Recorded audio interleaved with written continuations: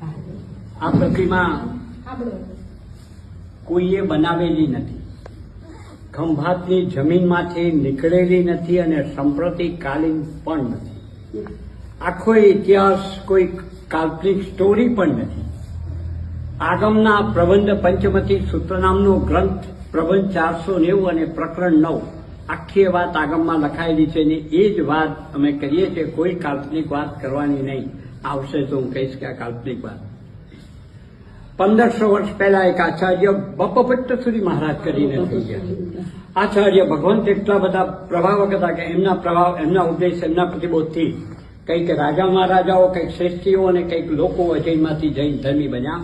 એમાં એક આમ રાજા કરીને રાજવી, અત્યારનું મધ્યપ્રદેશ, એનો માલવા ભાગ, તે વખતે ગોપગીરી ને કૃપાગીરી નામે પ્રદેશ ઓળખાય ને એનો એ સમ્રાટ. એને પણ શ્રાવકના 11 વ્રત સ્વીકારાઈ 7 વ્યસન ત્યાગ કરીને સંકિતધારી શ્રાવક બનાવેલા. એ કાળમાં આચાર્ય ભગવંતે એક મહત્વનો ઉપદેશ કર્યો. 84ના ચક્કરમાં ફર્યા પછી તમને આ મહામૂલો મનુષ્ય ભાવ મળ્યો.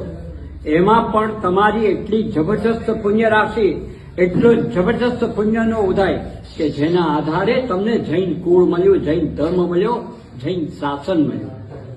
પણ આ ભાવની અંદર જેને ગિરનાર મંડળ નેમિનાથ પરમાત્માના દર્શન નથી કર્યા એ જીવિત હોય તો પણ શું અને મરે તો પણ શું, એનો ભાવ નિષ્ફળ.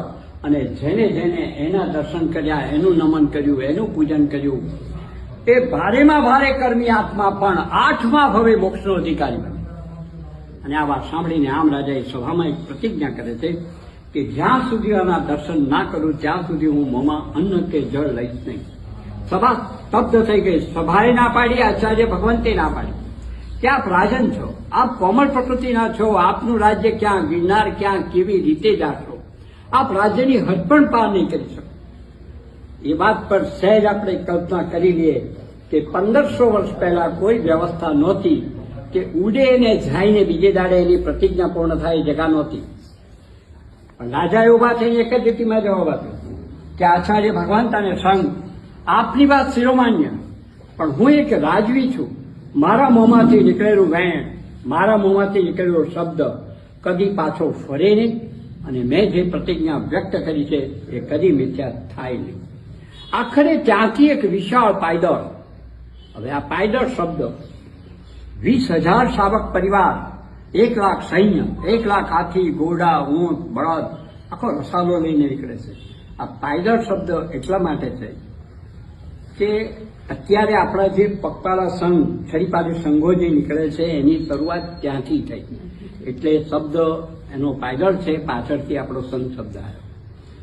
લઈને નીકળે છે. 65 દિવસે એને પહોંચવું છે ગિરનાર ને 32મા દિવસે આવે છે ખંભાત. અને અહીંયા રાજાની તબિયત પડી. અહીં રાજાની તબિયત એટલી નાજુક બને છે કે જીવન મરણ વચ્ચે ઝોલા ખાય છે, તડફડે છે ખાધા પીધા વગરનો. અહીં પણ એને કહેવામાં કે રાજન, કંઈક ખાઓ, કંઈક પીઓ. આપનું સ્વાસ્થ્ય હવે સારું હશે તો જ આ રસાલો ગિરનાર તરફ આગળ વધશે, નહીં તો આ રસાલો અહીં રોકાઈ જશે. રાજાએ અહીં પણ ફરીવાર એકનો એક જ જવાબ આપ્યો કે કદાચ મારા નસીબમાં જો અંતિમ ભૂમિ ખંભાત હશે તો પણ મને વાંધો નથી, પણ આના દર્શન વગર હું પાણું નહીં કરું. એના શબ્દોમાં હું કોઈ મારી પ્રતિજ્ઞામાં છૂટછાટ નહીં લઉં. અડગ થઈ જાય છે. આચાર્ય ભગવાન સાથે છે. એ પણ એક દુરંદેશી આચાર્ય છે. એ પણ જાણે છે કે હવે શું થાય અને શું થશે. એટલે પોતે 8મનો તપ કરે છે. અને 8મનો તપ કરી એમની મંત્ર શક્તિ અને મંત્ર વિદ્યાથી આની જે અધિષ્ઠાયિકા અંબિકા દેવીનું આહ્વાન કર્યું અને સાક્ષાત અંબિકા દેવીને પ્રગટ કર્યા. ઉપવાસના 3જા દિવસે રાત્રિના પહેલા પ્રહરમાં અંબિકા દેવી આચાર્ય ભગવંતની પાસે પ્રગટ થાય છે અને પૂછે છે કે હે આચાર્ય, આપે મને કેમ યાદ કરી અને આપ મારી પાસે શું અપેક્ષા રાખો છો, શું માંગો છો? આખી પરિસ્થિતિ, આખી વાત એને સમજાવી અને એમની પાસે એક માંગ કરી દીધી. રાજન જમે, જીવે અને જન ખુશ થાય એવું આપ કંઈક કરો.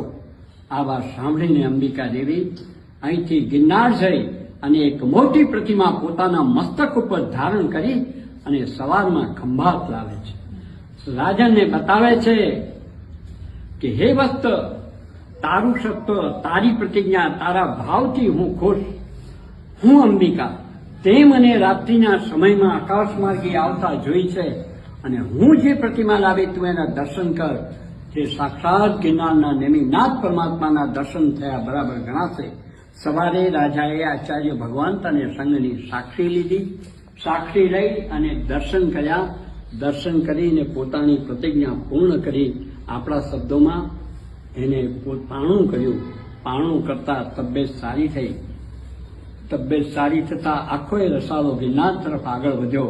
પણ અંબિકા દેવી 1500 વર્ષ પહેલા જે પ્રતિમા આ શહેરમાં લાવીને રાજા સમક્ષ, રંગ સમક્ષ અને લોકો સમક્ષ જે પ્રગટ કરી, એ આજે પણ આ ભૂમિમાં પૂજાય છે.